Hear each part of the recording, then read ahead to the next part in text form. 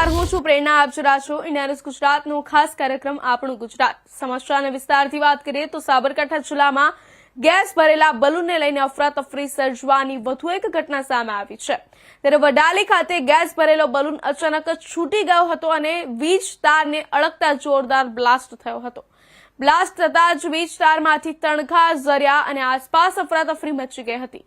બ્લાસ્ટના તણખા નજીકમાં પાર્ક કરેલી કાર પર પણ પડ્યા હતા. ત્યારે ઘટના સ્થળે પેટ્રોલ પંપ નજીક હોવાને કારણે લોકોમાં દોડધામ મચી ગઈ હતી. ઘટનાની જાણ થતા વડાલી પીઆઈ પઢેરિયા સહિત પોલીસ સ્ટાફ તાત્કાલિક સ્થળ પર પહોંચ્યો હતો. વડાલી પોલીસે ગેસ બલૂન વેચતા ફેરિયાઓ સામે સાવચેતીરૂપ કાર્યવાહી હાથ ધરી છે અને બલૂન ફૂલાવતા ફેરિયાઓના ગેસ સિલિન્ડર સહિતની તમામ વિગતો ચકાસવાની કાર્યવાહી શરૂ કરવામાં આવી છે.